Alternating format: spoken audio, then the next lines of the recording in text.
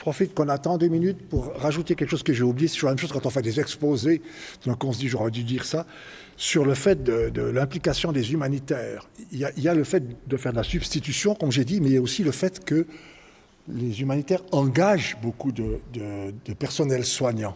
Mettez un poste au concours, vous avez 200 médecins africains qui postulent, et ça, on les retire en fait du plateau, je dirais, technique, c'est-à-dire des soignants. Voilà ce que je voulais vous dire.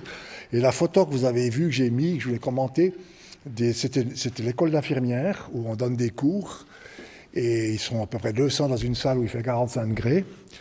Et puis à la fin, elles viennent tous me voir pour savoir comment est-ce qu'on fait pour aller travailler en Suisse ou au Canada. Donc c'est assez terrible. Puis c'est l'excellente école d'infirmières à Kinshasa, dont on aimerait qu'elles aillent plutôt dans l'école. Mais c'est la première chose qu'elles viennent me demander. Alors ça me fout un coup de... On est à côté. Mais et aussi, ce que me disait Pierre Buller tout à l'heure, c'est qu'en Ouganda, il connaît des filles qui ont fini leur formation d'infirmière et de sage-femme et qui ne trouvent pas de travail en Ouganda. On est là aussi, c'est bien normal qu'elles veulent partir ailleurs, ce qui est un petit peu dramatique.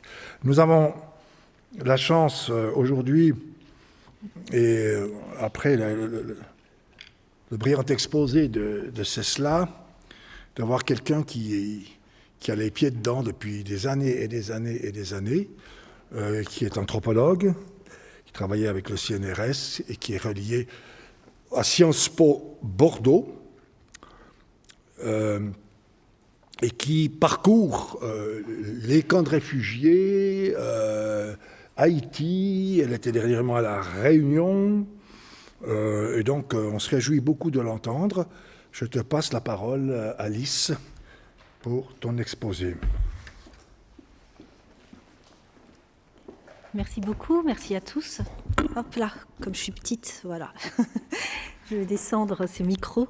Déjà, merci beaucoup pour cette invitation. Je suis vraiment très heureuse de participer à cet événement. Donc, merci Nago et Bianca qui sont occupés de toute la logistique qui se cache derrière ça, notamment celle des trains suisses hier.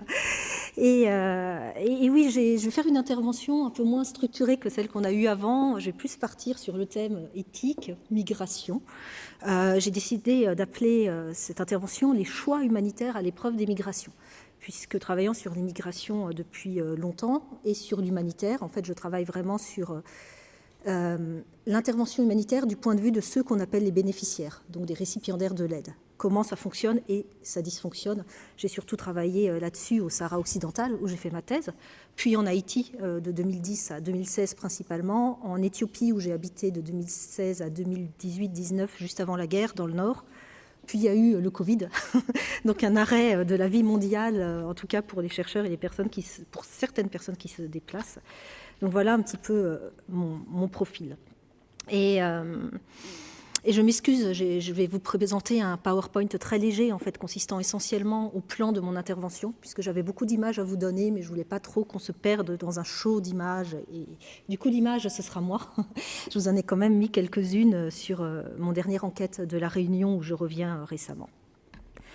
Bon, je suis partie pour faire cet exposé de qu'est-ce que l'immigration, finalement. Qu'est-ce que c'est l'immigration? Ça sera un peu la première partie de mon exposé. Et en quoi ce phénomène migratoire pousse ce qu'on appelle les humanitaires, je vais déjà vous dire, c'est un terme que je n'aime pas, à effectuer des choix. Et en quoi opérer ces choix, c'est agir politiquement. Voilà un peu ce qui va mener tout mon plan. Et donc je vais survoler un peu ces thèmes à travers les minutes qui me sont octroyées. Donc en début, en introduction, je vais juste rappeler, on l'a vu ici, que l'immigration, c'est finalement un phénomène extrêmement ancien, relativement faible au niveau de la population mondiale, entre 3,5 à 4% de la population mondiale est en migration en permanence, même s'il y a une augmentation constante des migrations, notamment des migrations forcées liées à tous les conflits qu'on rencontre aujourd'hui. C'est assez intuitif et on le ressent de plus en plus. Mais pourquoi finalement le terme migrant est-il devenu si connoté et connoté de manière négative ? Il ne faut pas oublier, si on prend les définitions, enfin il n'y a pas vraiment de définition du terme migration. Il y en a plus ou moins accepté au niveau des différents droits, il y en a par l'OIM, l'Office international des migrations, etc. Mais d'un point de vue purement enfin, au sens premier du terme, l'immigration et les migrants, ça peut être aussi les touristes, les étudiants qui partent faire Erasmus, etc., les personnes qui vont se faire soigner dans un autre pays, les hommes et les femmes d'affaires qui vont faire du business, les personnes qui vont vendre leurs légumes dans le pays d'à côté, etc., ou les personnes qui, liées à la faim, à la pauvreté ou à une menace, doivent fuir leur pays. Et en fait, sous le terme migrant, souvent on appréhende ce terme seulement par la dernière acception, la fuite du pays forcée. Mais n'oublions pas que les chiffres sont souvent un peu tronqués et que c'est très difficile de se rendre compte de qu'est-ce que c'est que vraiment la migration. Donc selon les cas et les origines, selon les richesses, les migrants ou les personnes qui veulent se déplacer se confrontent à plusieurs dispositifs d'empêchement du déplacement. Le plus connu d'entre eux, et je vais l'évoquer très rapidement, c'est celui des visas. La question de qui peut avoir un visa et qui ne peut pas en avoir dessine ce qu'on pourrait appeler une éthique du déplacement ou une éthique de la circulation. Concrètement, les pays les plus riches ont accès à des visas qui sont assez faciles à obtenir, généralement très peu chers et leur permettent de circuler dans beaucoup d'endroits, là où les pays les plus pauvres ont des visas difficiles à avoir, très chers, y compris, d'ailleurs, ça a été démontré, par exemple, pour les visas des travailleurs philippins, qui sont recherchés un peu dans le monde entier, ce sont des visas de travail, et qui, en fait, dans les faits, sont payants, très chers, alors que normalement, ils devraient être payants assez peu cher. Mais donc, il y a c'est devenu normal pour un travailleur philippin de payer très cher son visa pour aller travailler, alors que légalement, il ne devrait pas. Donc, on en revient un peu à ce que disait Nago tout à l'heure aussi, cette question des visas, elle s'ouvre et elle se ferme au gré des personnes qu'on veut et de celles dont on ne veut pas. Il y a des visas prioritaires, il y a la question des migrations choisies, on l'a vu avec le cas de médecins ou de certains médecins en France, on est en train de réfléchir à quels sont les métiers sous tension où on accepterait de recevoir des personnes, donc on pourrait recevoir des plombiers mais pas des médecins ou pas des personnes qualifiées, etc. Donc, les visas et ces règles de passage de la frontière s'ouvrent et se ferment, et elles sont accrues parfois par des murs, une concrétisation de la frontière extrêmement rude, ou alors par des lois terribles. On pense à celle de Trump quand il était président des États-Unis, où il avait fermé les visas et l'accès au territoire états-unien à 7 pays musulmans. Donc déjà, c'était compliqué de parler de ce terme. C'était le Libye, la Soudan, la Syrie, l'Irak, l'Iran, le Yémen et la Somalie, qui ne pouvaient tout simplement plus accéder au territoire états-unien ou de manière très très difficile. Donc on a une gestion arbitraire de qui peut venir et qui ne peut pas venir sur un territoire. Alors ça fait penser à toutes les thèses, pour être un peu plus théorique, de Zygmunt Bauman, qui nous parle d'un monde liquide, un monde fluide, un monde dans lequel tout circulerait, sauf qu'on voit bien avec à la fois ces questions de visa, de frontières et de murs qui émergent de plus en plus, qu'aujourd'hui ce monde est aussi extrêmement dur, extrêmement policier. Donc parallèlement, alors petite parenthèse, parallèlement à ces difficultés, à ces entraves de déplacement humain, on a de plus en plus une ouverture des barrières douanières qui tombent. Donc aujourd'hui, les barrières douanières et des capitaux circulent beaucoup plus librement que les humains, ce qui fait quand même penser à la hiérarchie de la valeur d'une vie ou d'un bien. Un être humain aura plus de mal à accéder quelque part, là où au niveau des capitaux, des plus riches et des biens peuvent passer ces frontières, ces murs très facilement. Donc, quelques points sur la réalité des migrations. La réalité des migrations, c'est que les migrations, donc le fait de partir, est quand même plus faible dans les pays aux revenus les plus modestes, ce qui n'est pas tout à fait l'image qu'on en donne. Les pays pauvres, finalement, ces gens étant pauvres, ils ont du mal à bouger. On rappelle que la proportion de personnes qui ont émigré dans leur pays est 3 fois plus faible parmi les Tchadiens que parmi les Français, par exemple. Donc les Français circulent et partent 3 fois plus que les Tchadiens. Ceux qui ne peuvent pas voyager restent chez eux ou alors vont dans les pays voisins. On sait bien que les migrants déjà bougent au sein de leur pays et ensuite dans les régions limitrophes, 70% des personnes qui sont déracinées de manière forcée atterrissent dans le pays proche de leur pays de départ. C'est quelque chose d'important parce que souvent ce pays voisin est aussi un pays extrêmement pauvre. Ça, c'est les chiffres du HCR, donc, qui dit aussi que 76% de ces mêmes personnes dites dans le besoin et déracinées donc, sont dans des pays au moins aussi pauvres que leur pays d'origine. En outre, de manière générale, petit point de rappel, ceux qui réussissent à migrer plusieurs frontières, et là sont quand même ceux qui sont les plus riches, encore une fois, c'est-à-dire qu'un Tchadien réussira à passer plusieurs frontières s'il a le budget pour, s'il a les qualifications, et ça nous montre bien que même s'il n'y a pas une émigration choisie volontaire, de fait, il y a une émigration choisie qui se met en place. Donc ça, c'était quelques propos un peu introductifs pour resituer ce phénomène migratoire. Et on sait qu'aujourd'hui, je l'ai dit, les frontières se ferment de plus en plus, ce qui incite, on l'a vu, à un développement des façons de faire différentes qui s'accroissent. C'est tout ce qu'on appelle les réseaux mafieux. Des réseaux mafieux, j'en ai vu récemment où j'étais sur l'île de la Réunion. J'en parlerai un petit peu plus dans une étude de cas, où ce sont des personnes c'est des Sri Lankais en fait, donc on est au Sri Lankais, au sud-est de l'Inde, et ces Sri Lankais essayent de partir pour diverses raisons, soit l'immense pauvreté, soit à cause du conflit tamoul, singalais, etc. Et ces Sri Lankais partent sur des bateaux en espérant aller en Nouvelle-Zélande ou en Australie parce qu'ils parlent anglais, et donc il y a des passeurs qui viennent les recruter. Alors, ce qui est très intéressant, c'est qu'on a identifié, j'étais avec un collègue, Anthony Goro-Ponceau, en fait, ces passeurs, parfois, identifient les Sri Lankais qui veulent partir en exil à la sortie du bureau du UNHCR. Donc, il y a un bureau du UNHCR où les gens vont faire des demandes. Alors, souvent, les gens Sri Lankais qui veulent avoir une protection juridique partent en Indonésie parce qu'il n'y a pas besoin de visa pour aller en Indonésie. Et en Indonésie, ils font les démarches pour pouvoir avoir une protection. Et cette protection pourra leur donner lieu, après un temps souvent assez long, de statut de réfugié. Enfin, en tout cas, ils ont une protection, ils sont enregistrés, ils ont une aide. Et on a retrouvé plusieurs de ces Sri Lankais qui avaient le papier comme quoi ils étaient authentifiés par le UNHCR, qui allait les aider, etc. Ils nous ont tous raconté le même récit. Ils sont sortis du bureau du UNHCR, où il y avait quelqu'un qui leur disait hey, « mais moi, je peux te faire aller en Australie ou en Nouvelle-Zélande, ils parlent anglais, ils ont besoin de travailleurs comme toi. » Ces personnes montent sur un bateau. Pardon, excusez-moi. Comme ça, je me sens cachée, alors je me déplace progressivement pour mieux. Et ces personnes montent sur un bateau, sont persuadées d'aller en Australie ou en Nouvelle-Zélande et terminent, pour certaines, à La Réunion, pour d'autres dans d'autres îles, peut-être en Somalie, et sans doute beaucoup noyés sur ces routes d'exil. Et ça, c'est un véritable réseau qui est en train de se mettre en place. On parle beaucoup de la traversée de la Méditerranée, il y a maintenant la traversée de l'océan Indien, liée aux questions de fermeture des frontières, puisqu'avant, les Sri Lankais avaient tendance à aller en Nouvelle-Zélande et en Australie, qui donc a vraiment rigidifié son accès sur son territoire. On pense aussi, pour revenir sur le sujet des fermetures des frontières et du fait qu'il y a des choses qui se mettent en place, il y a toutes les milices en Libye qui s'organisent et qui sont souvent très liées à l'État libyen pour réussir à faire passer des migrants après, la plupart du temps, les avoir mis en esclavage dans des conditions terribles. On pense aux agents de l'État qui captent la manne des migrants. Donc j'ai parlé de la Libye, ça s'est vu en Tunisie aussi.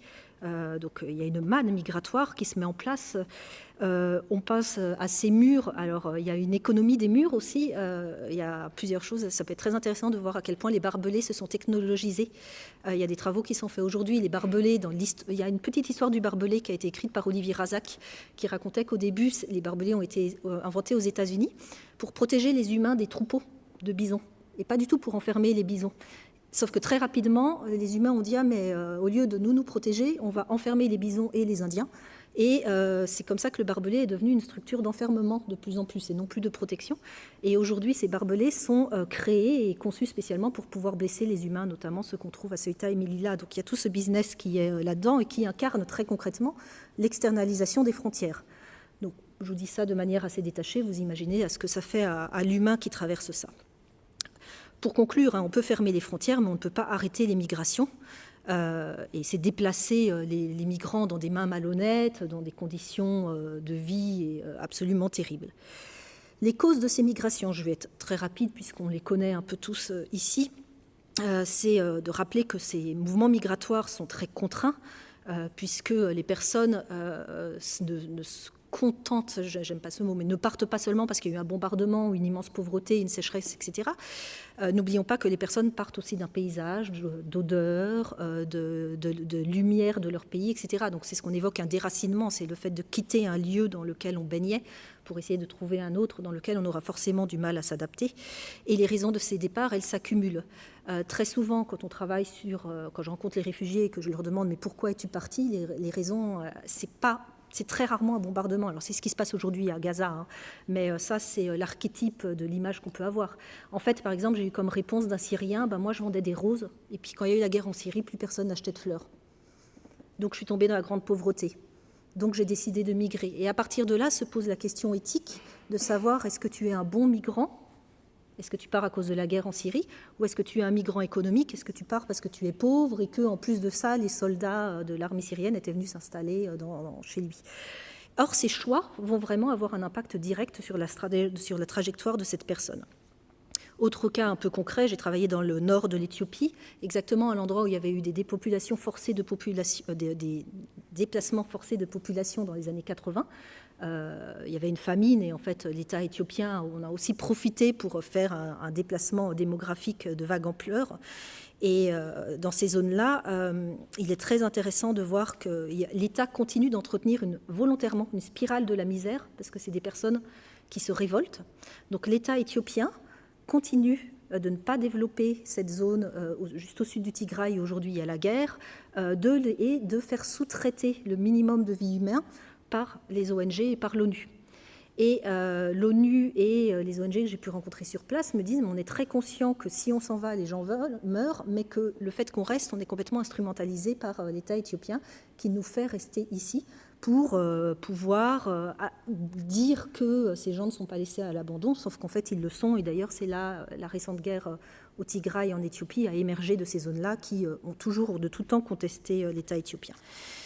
En Haïti, c'est la capitale, Port-au-Prince, aujourd'hui, qui, après le séisme qu'il y a eu en 2010 et plein de problèmes, aujourd'hui, il y a 44% de la population haïtienne qui est considérée en très forte insécurité alimentaire.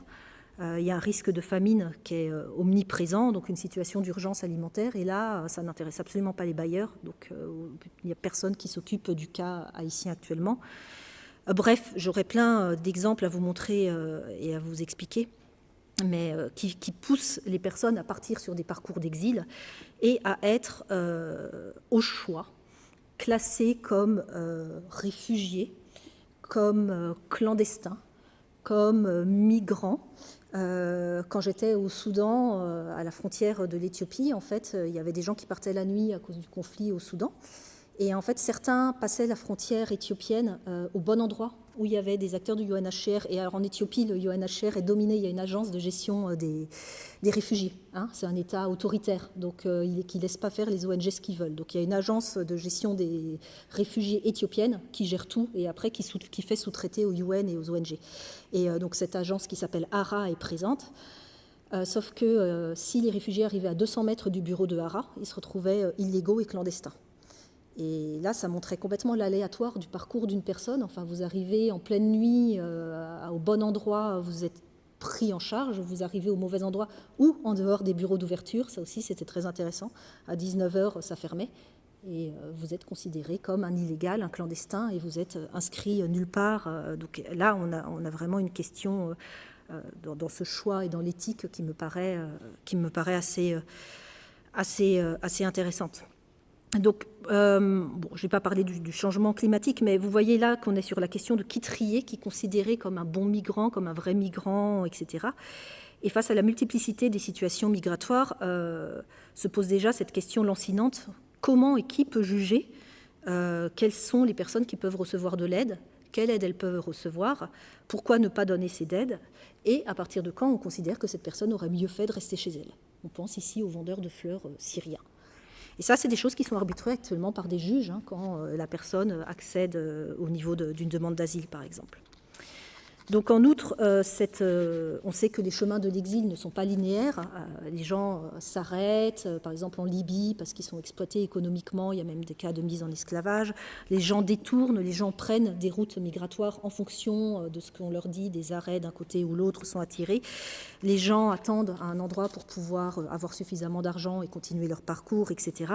Et puis les gens s'évaporent, pour reprendre ce terme japonais, hein, l'évaporation, ils disparaissent. On entend beaucoup parler des évaporation en mer Méditerranée.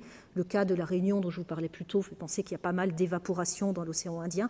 Il y a toutes ces évaporations au milieu du désert. Voilà. Donc tout ça, c'était sur le déplacement et ça m'amène à ma seconde partie qui parle de l'arrêt des déplacements. Et l'arrêt des déplacements, c'est la question sur laquelle j'ai très longtemps travaillé, qui est celle des camps. Camps de réfugiés, camps de déplacés, ou tout simplement camps bidonvilles, puisque c'est dans ces camps-là qu'on peut rencontrer ce qu'on appelle l'humanitaire. Alors, l'aide humanitaire, c'est quelque chose, un terme que j'utilise avec beaucoup de précaution, puisqu'on sait que c'est une histoire très longue. L'humanitaire, c'est en soi un mot qui est assez mal défini et qui présente une constellation d'ONG internationales, d'ONG nationales, d'ONG, comme j'ai dit, en Éthiopie, qui peuvent être complètement guidées par l'État où elles sont installées. Il y a les UN, il y a des ONG religieuses, donc tout ça peut se qualifier d'humanitaire. Donc c'est un terme que j'utilise beaucoup avec beaucoup de précaution. Et ces humanitaires, donc leurs actions se mettent en place dans des camps. Les camps, c'est un immense sujet contemporain. En 2010, il était estimé que 12 millions de personnes étaient aujourd'hui bloquées dans des camps, donc en attente d'avoir une solution. Et elles seraient à peu près, c'est très difficile au niveau des chiffres, environ 15 millions de personnes aujourd'hui. Et souvent, ces camps sont dans le pays limitrophe de là où il y a un conflit, une guerre ou une catastrophe. Il existe différents camps, même si beaucoup se ressemblent, mais je ne vais pas trop parler ici des camps parfois qualifiés d'informels, qui est un autre mot que je n'aime pas du tout, le mot informel, parce que pour y avoir passé beaucoup de temps, c'est ce qui ressemble un peu à des bidonvilles, à des endroits d'attente. L'informalité, en fait, ces camps sont très organisés. Dès qu'on y va, on se rend compte que les gens, même si ça ressemble à rien de l'extérieur, à l'intérieur, ont organisé des espaces, etc. Donc c'est les lieux en marge des villes, dans des espaces dits liminaux. C'était des lieux, ces camps, qui n'étaient pas trop visibles jusqu'à ce qu'ils explosent, notamment en Europe, où on les voit beaucoup maintenant. Il y en a même qui sont installés sur les places devant les mairies, parce qu'il y avait l'enjeu de visibiliser ces camps, etc. Mais je n'ai pas trop parlé de ces endroits qui ne sont pas définis. Je vais plus vous parler des camps plus organisés. Donc, juste une petite notion théorique. Les camps, ces camps d'attente, ces camps bidonvilles qui peuvent être détruits du jour au lendemain par les policiers, etc., ça fait penser à ce que Leslie Gross-Winson parle de slow violence of abandonment, les camps laissés à l'abandon qui provoquent une violence lente. Et cette violence lente, elle est extrêmement lourde, notamment contre les femmes. Elle relègue beaucoup de personnes au bord de l'humanité. Il y a des gens qui sont depuis des décennies dans ces situations d'errance, parfois qualifiées de clandestins, etc., et qui s'opposent complètement à la fast violence of border fences, la violence rapide que peut avoir un mur, une barrière, où là on se retrouve face à une violence complètement frontale. Et cette violence un peu plus frontale, on peut l'observer dans les camps organisés par des pays, par souvent les organes onusiens, etc. Donc les camps de déplacés, quand c'est à l'intérieur d'un pays, ou de réfugiés, quand les personnes ont traversé la frontière de leur pays. Donc c'est là où j'ai beaucoup travaillé. Et ce sont des camps qui sont des espaces normalement d'accueil, où est distribuée l'aide humanitaire pour les personnes, qui sont censées aider les personnes, et où se met en place ce que les chercheurs appellent le fameux dispositif humanitaire, pour reprendre des termes foucaldiens, donc qui sont un peu, qu'on ne va pas développer ici, mais c'est là où on voit au mieux comment l'aide s'installe, demeure, se coordonne ou pas. Parfois, il n'y a pas du tout de coordination, et laisse les personnes dans un temps paradoxal d'urgence infinie. Je m'explique, la moyenne du temps de durée, si vous, projetons-nous, on arrive dans un camp demain parce qu'il y a une catastrophe, une pauvreté ou quelle que soit la raison, encore une fois, je ne veux pas définir une raison, la moyenne du temps dans lequel vous allez durer dans ce camp, c'est 17 ans, ce qui ne compte pas les camps palestiniens. Ça veut dire qu'une génération va naître dans ce camp, etc. Or, ce camp va être géré de manière d'urgence, et tout le temps en urgence, pendant en moyenne 17 ans. Ce qui veut dire, les camps sahraouis où j'ai travaillé, où j'ai fait ma thèse, c'était depuis 1975. Alors, qu'est-ce que c'est qu'un fonctionnement dans l'urgence? C'est des ONG qui se coordonnent ou pas. Quand c'est le temps de l'urgence, et là, ça s'est bien vu en Haïti, c'était pas du tout coordonné. Donc, ça a fait des ONG où tout le monde est arrivé au même endroit pour faire la même chose, sur le même camp, et qui étaient les endroits d'ailleurs faciles d'accès. Et à 200 mètres, il y avait des personnes qui étaient plus difficiles d'accès, et où il y avait personne qui s'occupait d'eux, etc. Et c'est des ONG qui fonctionnent avec des lois qui sont, par exemple, une loi interdisant aux personnes dans le camp de travailler. Pourquoi ? Parce qu'il ne faut pas déstabiliser l'économie locale. Sauf que quand vous n'avez pas le droit de travailler pendant 17 ans, vous tombez dans ce slow, dans cette violence lente qu'on peut vous infliger. Alors, dans la réalité, les gens, au bout d'un moment, ont le droit de travailler et de faire certains petits travaux. Mais ce qu'il faut imaginer, c'est que les camps sont des endroits où il est difficile de sortir, puisque le pays d'accueil ne veut pas, enfin le principe d'un camp c'est de vous aider, mais aussi que vous ne sortiez pas de cet endroit. Donc il y a des barrières, il y a des barbelés autour des camps, il y a des portes d'entrée qui sont contrôlées par des policiers. On entre dans un camp et il faut demander une autorisation pour en sortir, ce qui pose un vrai problème sur la question de la liberté de déplacement humaine. On n'a pas le droit, ou on a un droit difficile d'y travailler, des générations y naissent, etc. Et puis, il y a toutes ces normes humanitaires qui se mettent en place, qui vont gérer votre vie en permanence. Alors, je pourrais parler des heures de ça, mais par exemple, une des normes humanitaires que j'ai pu voir parmi les plus violentes, que je juge, c'est celle du nombre de kilocalories auxquelles vous avez le droit par jour et de litres d'eau. Ça, je l'ai vraiment vu quand je vivais dans les camps de réfugiés sahraouis, donc on est vraiment au fin fond de l'Algérie, il fait très très chaud. On est complètement dépendant de l'aide humanitaire. Encore une fois, les gens y sont depuis 1975-1976.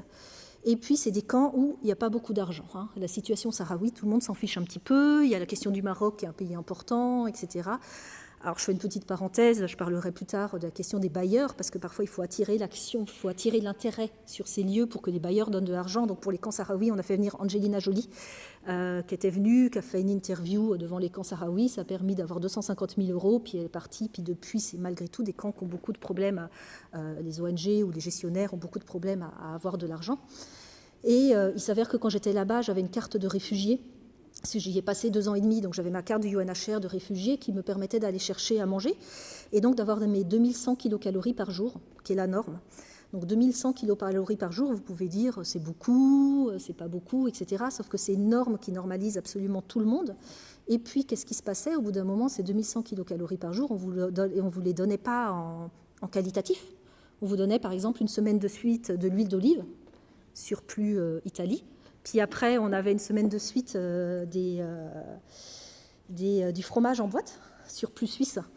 Et ensuite, on avait pendant une semaine de suite des spaghettis, à nouveau l'Italie, etc. Et voilà comment on pouvait avoir nos 2100 kilocalories par jour. Donc vous voyez, cette histoire de normalisation de la vie humaine pendant des années et des années a un vrai impact. Alors je ne parle pas seulement de santé mentale, mais aussi sur l'éthique qui est de continuer à faire ces camps comme lieux d'accueil qui finalement deviennent des lieux d'enfermement, de gestion de masse humaine et qui sont aujourd'hui la situation privilégiée par les personnes, par les politiques mondiales. Parce que j'ai commencé à dire qu'aujourd'hui, il y a des gens qui circulent, mais qu'on met de plus en plus de barrières. On l'a vu, la biotechnologie qui permet d'empêcher les déplacements, etc. Quelle est la solution des États pour résoudre ça? Fermer complètement les frontières, mais aussi créer des camps en amont. Donc le monde des camps ne cesse de se développer et de mettre en place tous ces dispositifs dont je vous parle maintenant.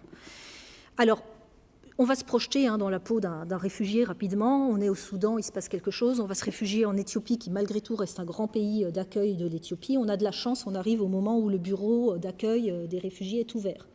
La première étape pour entrer dans un camp de réfugiés, c'est ce qu'on appelle le screening.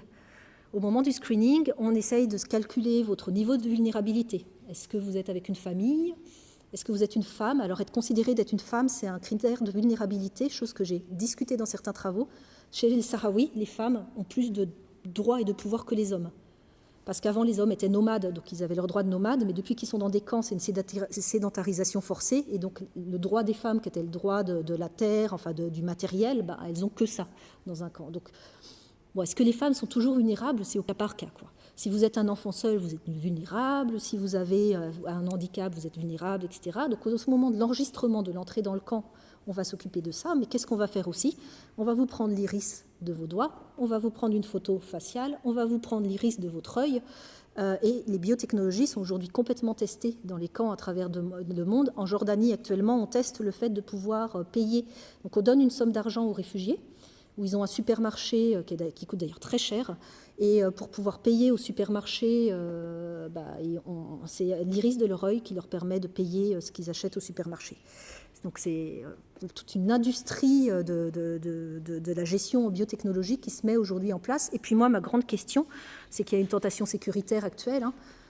Je ne sais pas, et on en discutait un peu, mais est-ce que ces listes de personnes vont être distribuées après coup, puisqu'il y a de plus en plus de personnes qui, coincées dans des camps, essayent d'en sortir pour vivre tout simplement, c'est vraiment, je travaille là-dessus. Ils disent, mais nous, on veut pas, on en a marre d'être en position d'attente, on en a marre de ne pas avoir le droit d'être juste un récipiendaire de l'aide.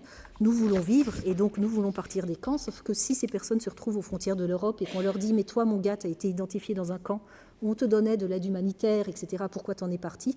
J'ai bien peur que ces camps se retrouvent une externalisation des frontières de l'Europe prochainement. Donc ces camps sont devenus des lieux d'enfermement où on laisse vivre les personnes sans vraiment s'en occuper. Et c'est ce que Michel Agier, qui travaille sur la question des camps, appelle la gestion des indésirables. C'est des personnes qu'on ne désire pas. Pour le coup, il n'y a pas d'émigration choisie. Donc on les laisse dans ces formes de gestion humaine. Alors comment ça se finance tout ça? Parce que ça coûte cher. Alors ça se finance par des privés qui s'occupent et qui développent leur technologie. J'ai oublié de dire qu'un des plus grands organisateurs de camps aujourd'hui, c'est Ikea, qui se spécialise pour créer très rapidement des maisons en kit et pouvoir accueillir des personnes à très grande échelle. Mais les médias, pour réussir à... Enfin, pardon, les ONG sont dépendantes de recherche de fonds pour entretenir toutes ces personnes et ces cas qui ne sont plus des cas urgents, ou alors ces guerres oubliées, comme aujourd'hui le Yémen. Il y a plein de lieux qui sont un peu oubliés dans les dynamiques de guerre actuelles. Et c'est là où il y a un véritable choix, un choix éthique de la... Alors, j'aurais dû passer... Je vous montrerai les images après, finalement, parce que je sens que sinon, on ne va pas tout dire. Donc, ça, c'est du teasing. Voilà. Ouais, c'est, pour financer tout ça, on a un autre choix humanitaire qui se met en place, c'est le choix de la com. Et pendant très longtemps, avoir de l'argent pour les ONG, c'était avoir soit des dons privés c'est vous ou moi, soit aller chercher de l'argent auprès des vrais bailleurs, c'est une autre dynamique, enfin des grands bailleurs, c'est une autre dynamique, j'en parle juste après. Je me remets près du micro. Et on a très longtemps assisté au fait, ce que j'ai appelé dans un texte de l'imagerie victimaire qui fonctionnait très bien pour réussir à obtenir des dons. Alors cette imagerie victimaire, c'est le petit enfant, souvent noir, caricatural, dont on sent très bien qu'il est mal au point. Ça avait été fait, il y a par une ONG dans les années 80, je crois, qui avait produit une publicité qui a fait date dans l'histoire de la communication, puisqu'on voyait Leïla, qui était une femme complètement dénutrie, en mauvais état, donc sur une photo de gauche, et puis la photo de droite, il y avait cette même femme, mais on la reconnaissait à peine, épanouie, avec un sourire, et c'était écrit « Leïla, 10 francs après ». Et donc l'idée, c'était, voilà, avec 10 francs, vous avez changé la vie de cette femme. Cette imagerie, elle fonctionne quand même encore aujourd'hui, même si, quand je suis arrivée à la gare de Neuchâtel hier, je suis tombée sur une publicité qui disait « Cette personne n'a pas besoin de votre pitié, elle a juste besoin d'eau potable ». Donc il y a quand même eu beaucoup d'évolution de l'imagerie et de l'appel aux dons. Néanmoins, une autre ONG dans laquelle j'ai travaillé avait fait un test que je trouve important et que je vous soumets, puisque c'était un test éthique sur ces appels aux dons, qui me semble très parlant. On avait proposé de faire une campagne de communication pour justement nous intéresser aux lieux non financés, aux situations de camps de longue durée, aux situations un peu oubliées à travers le monde, en envoyant aux gens, vous savez ce que vous recevez à la fin d'année, là, les courriers, on avait envoyé une tare pour mesurer la taille de votre enfant, en forme d'arbre, donc c'était un arbre avec les centimètres qui poussait, et puis il y avait au-dessus le slogan « Aidez-nous à faire grandir des enfants ». Donc publicité, moyen de communication utile, plutôt joli esthétiquement et avec un discours positif. Ça a coûté plus d'argent de produire le papier et d'envoyer ce courrier que d'argent reçu.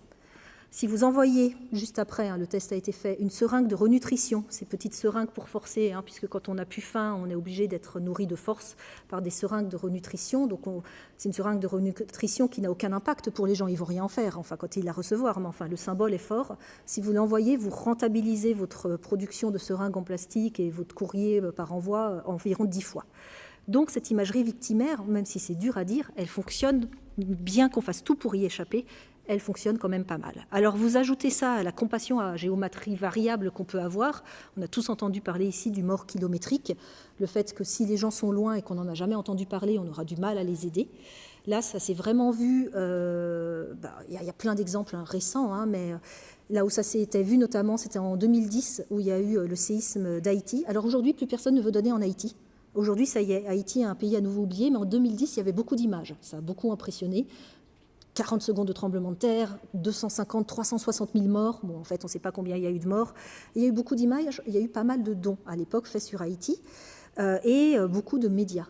Au même moment, en juillet juste après, le Pakistan a vécu des inondations extrêmement fortes sur son territoire, sauf que les inondations, il n'y avait personne pour les filmer. Puis filmer une inondation, c'est pas très esthétique parce que ça montait très lentement. Donc il aurait fallu rester des jours et des jours. Et cette inondation, elle a provoqué plus de morts et plus de dégâts et à très long terme qu'en Haïti, puisque l'inondation a fait que 5-6 ans après, les agriculteurs n'ont toujours pas retrouvé leurs terres, les infrastructures ont été détruites, etc. Sauf que la levée de fonds pour s'occuper des Pakistanais a été extrêmement mauvaise, et c'est pour ça que les ONG ont des réserves parfois pour essayer de s'occuper de ces personnes-là. Et quand il y a eu des enquêtes sur pourquoi est-ce que vous ne donnez pas d'argent pour les Pakistanais, la réponse c'est des Pakistanais, c'est des musulmans. Ils ne sont pas comme nous, ils battent leurs femmes, ils sont loin, on ne les connaît pas et on n'y va pas en vacances. Et ce n'est pas des termes caricaturaux, c'est vraiment ce qui est revenu dans les enquêtes. Donc c'est quand même terrible, et là aussi on se retrouve face à une éthique à la fois du don et des personnes qui soutiennent les ONG, qui sont complètement inéquitables et à géométrie variable. Pierre Micheletti, qui était ici l'an dernier, parlait du Népal qui touche beaucoup les gens, parce que beaucoup de personnes sont allées au Népal et que beaucoup d'argent a été récolté par les clubs de montagne. Donc vous voyez, parfois ça se joue à pas grand-chose, quoi. Ce choix de la communication. Le choix des mots aussi, alors je vais être très rapide là-dessus, mais il y a des termes qui sont employés très couramment dans le milieu humanitaire, qui oublient complètement que les gens ont une agentivité, c'est-à-dire que les gens finalement ont des stratégies, veulent sortir d'un camp pour avoir une meilleure vie, veulent prendre une route migratoire plutôt qu'une autre pour X raisons, peuvent se donner des adresses ou des bons plans, des numéros de passeurs qui seraient plus conciliants, etc. Donc les mots que je n'aime pas, entre autres, c'est le mot bénéficiaire, et on est plusieurs à ne pas l'aimer, mais bénéficiaire, ça sous-entendrait l'idée qu'on a un bénéfice d'une aide. Or c'est purement un acte d'humanité d'aider quelqu'un, il n'y a pas de bénéfice à aider. Et on préférera parler de récipiendaire de l'aide humanitaire. D'ailleurs, ce terme bénéficiaire, du côté, et ça a été mon rôle d'anthropologue, quand je vivais avec les gens, il était extrêmement mal perçu. C'était, mais on ne bénéficie pas de votre solidarité, puisqu'on me disait en Haïti, c'est qu'ils disaient, mais moi, si j'ai un bénéfice, j'ai quelque chose en plus. Là, vous me donnez juste le droit de vivre. Donc c'était, attention à ces termes. Le terme résilience, alors là, c'est pareil, en Haïti, ils sont merveilleux, ils sont résilients. Et les gens étaient, je suis juste pas mort. Et on en arrivait à effectivement une absurdité. La résilience qui était devenue un mot aussi, il fallait être une injonction à être résilient. Alors déjà, ça faisait peser la pression que ces personnes-là ne pouvaient pas craquer.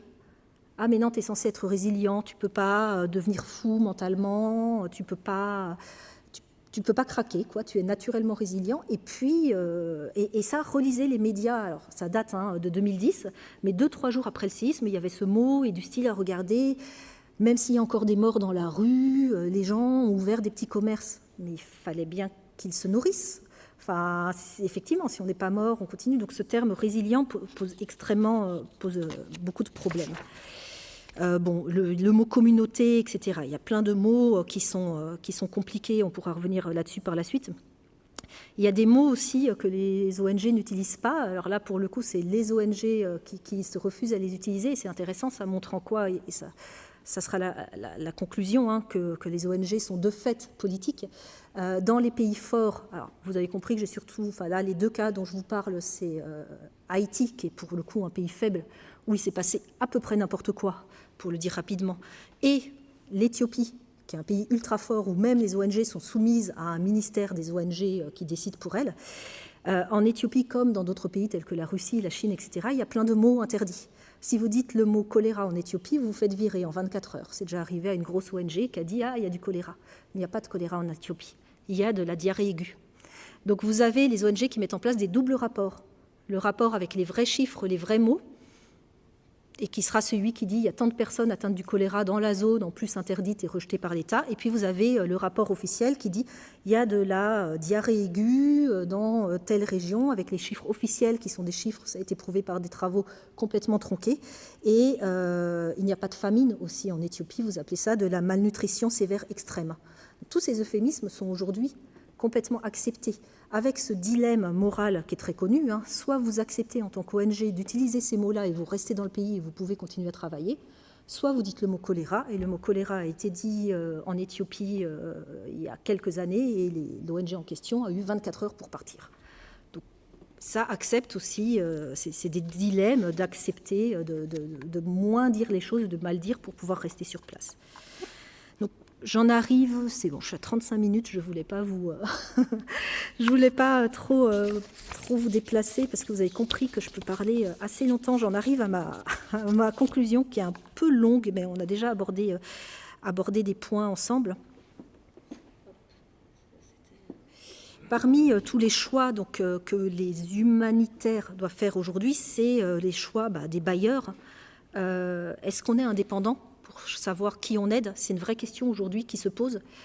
J'ai parlé des dons privés de vous et de moi, où on est extrêmement injuste dans notre don. On donnera à qui nous ressemble, à qui on a pitié, etc.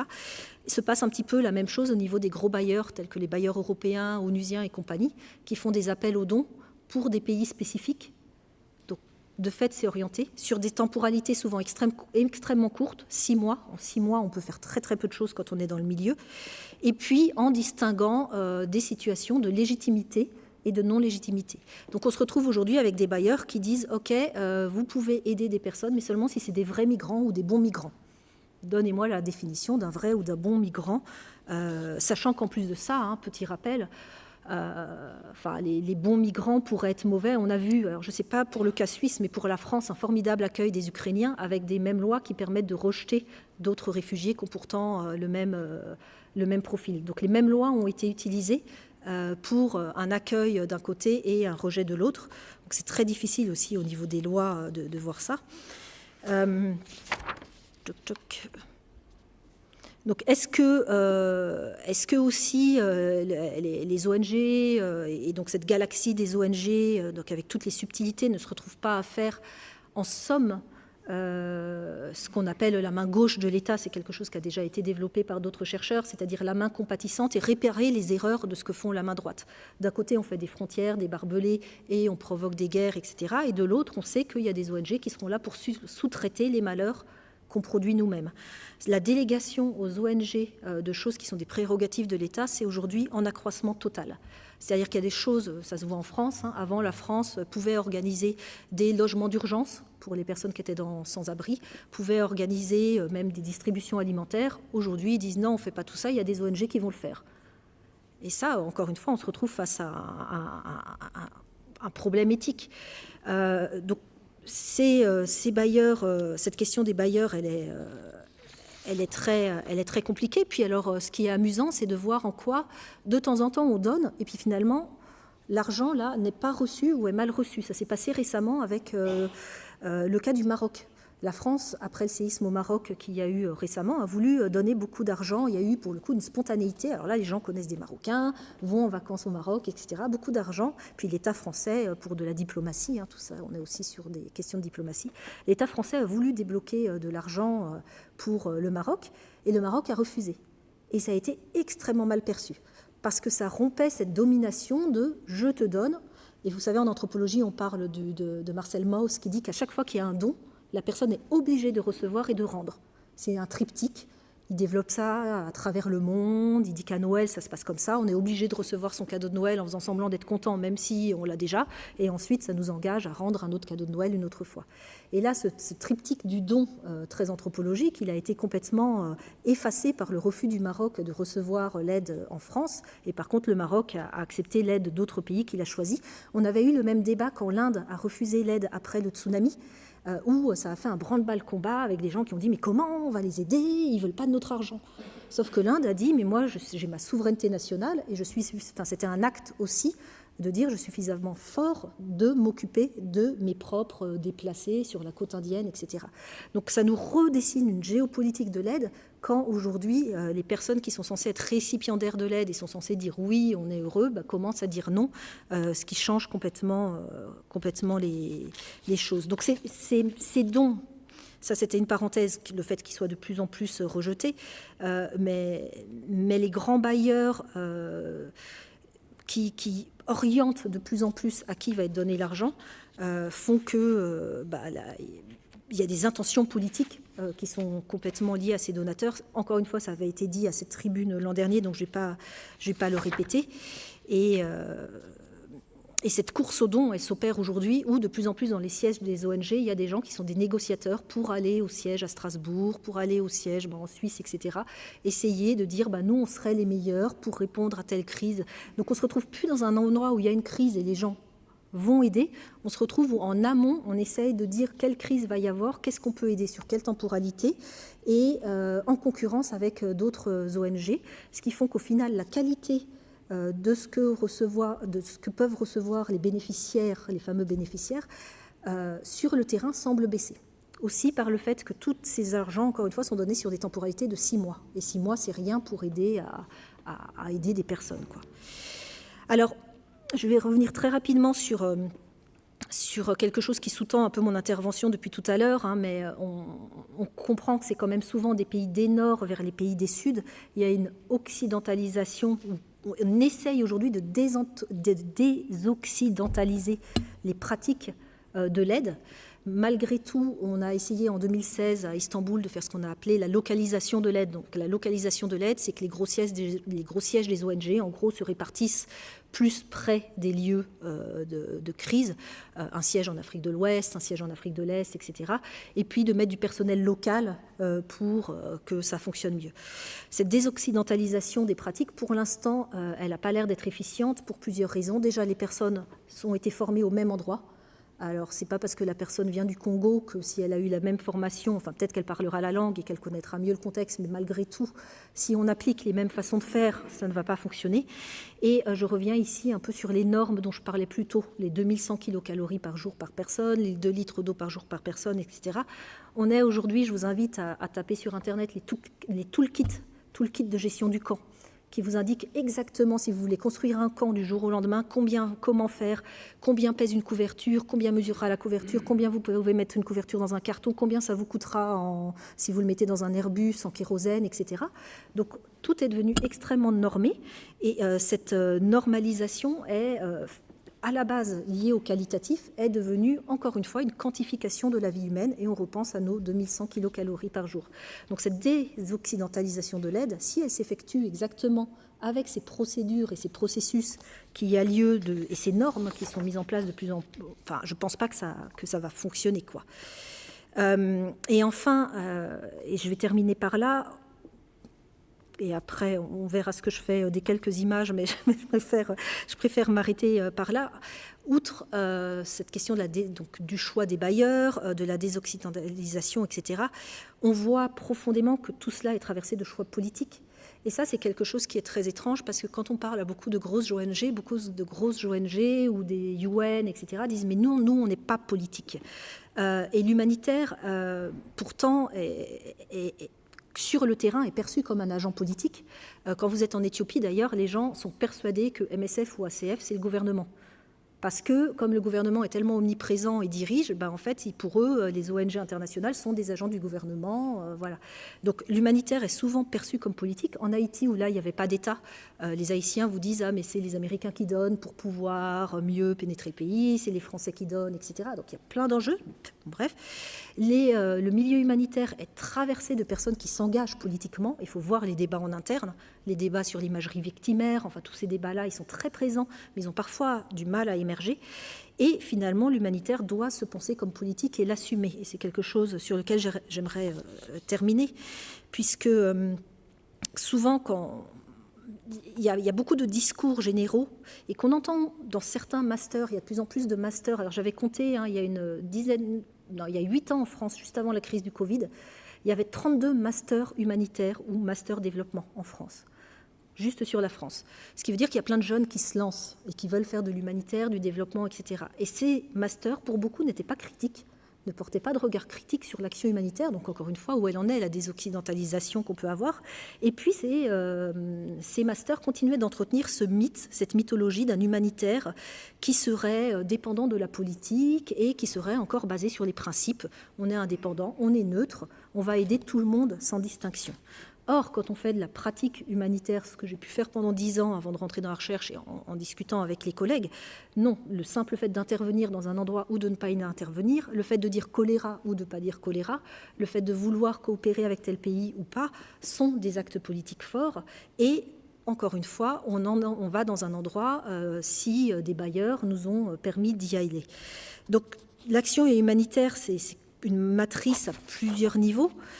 Faite d'arrangements, faite de tensions internes, etc. Mais les ONG doivent accepter qu'elles font partie de jeux de pouvoir, d'influence, de négociations, etc. Et ce qu'il faudrait un peu pour contrer cette mythologie qui existe malgré tout encore aujourd'hui, c'est à la fois au sein des ONG, des structures de recherche, alors là je vais plaidoyer un petit peu pour ma cause, mais il y a certaines ONG qui ont des structures de recherche, de plus en plus heureusement, mais ça reste assez récent. Et puis parfois ces structures de recherche elles sont un peu indépendantes, elles n'ont pas trop d'écho sur les pratiques des personnes. Moi j'ai été stupéfaite de voir que peu d'anthropologues, alors oui là je plaide pour moi, mais notamment d'anthropologie de la santé, c'est très tardivement que les anthropologues de la santé ont été mobilisés sur des questions pourtant énormes telles que le choléra, Ebola, etc., où on ne peut pas comprendre Ebola sans comprendre le contexte, sans comprendre que les gens ont peur des médecins blancs. On l'a vu avec le Covid, les gens avaient peur de se faire vacciner. Alors imaginez quand vous êtes au fin fond de certaines contrées où on vous dit le médecin habillé en scaphandrier va vous vacciner et ça ira mieux. Enfin, les gens avaient besoin de contexte, d'apprendre et puis de comprendre que la médecine locale pouvait marcher en accord avec la médecine du médecin humanitaire, etc. Donc les anthropologues ou les personnes locales sont encore assez peu mobilisés dans l'action humanitaire.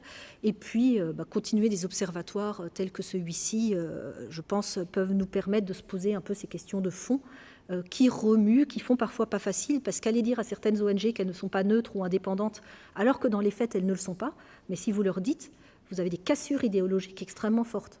Et les gens en viennent aux mains même, parce que j'ai essayé au siège d'une grosse ONG où j'aurais dit, mais vous n'êtes pas neutre, vous travaillez...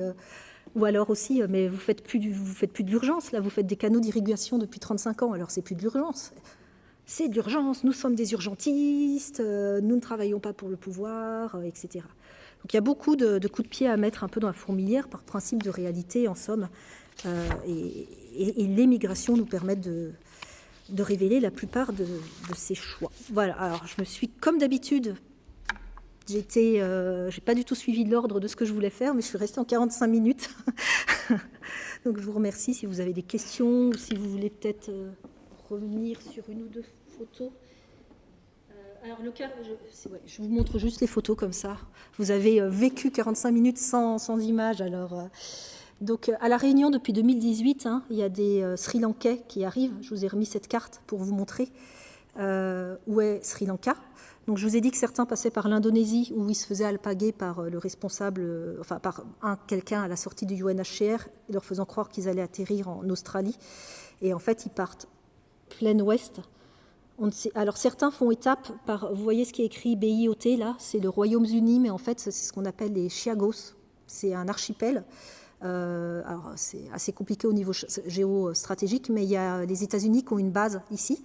C'est un endroit où il est très très difficile d'y aller.